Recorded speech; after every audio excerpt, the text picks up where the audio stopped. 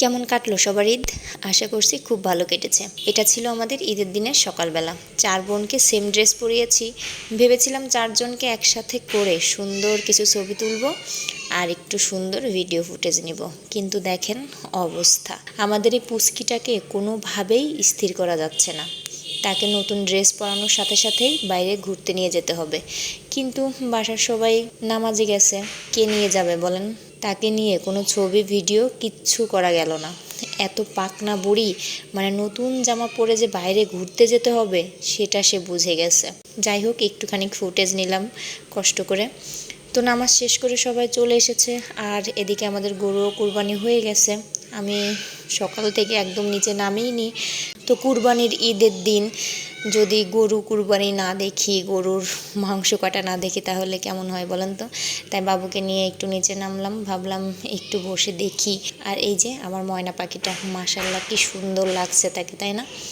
আমাদের আগের যে পুরনো বাড়ি ছিল, মানে আমাদের এখনকার বাড়ির সাথেই আর একটা বাড়ি, তো ওইখানেই হলো গরু ছাগল দুটাই কাটাকাটি চলছে।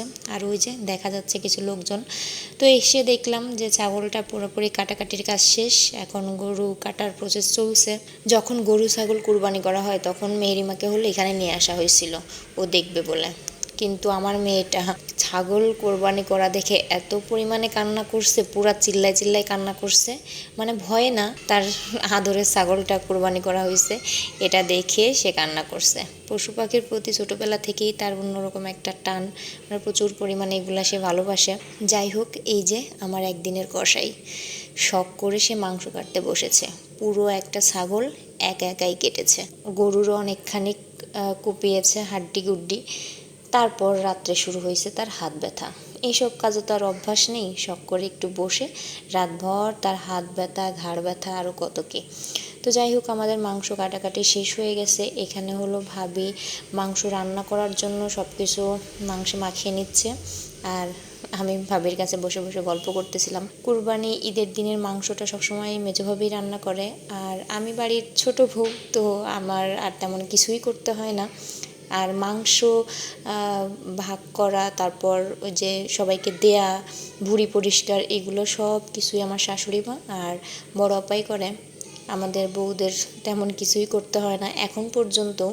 তো এরকম শ্বশুরবাড়ি পাওয়া কিন্তু সত্যিই ভাগ্যের ব্যাপার, মানে কুরবানি ঈদের দিন বিশেষ করে। তো যাই হোক, মাংস মাখানোর পর আমি আর ভাবি দেখতেছিলাম যে আমরা কে কোন হাড্ডিটা খাবো। সে আমাকে এই হাড্ডিটা উঠিয়ে দেখাচ্ছিল যে এই হাড্ডিটা খেতে কেমন হবে।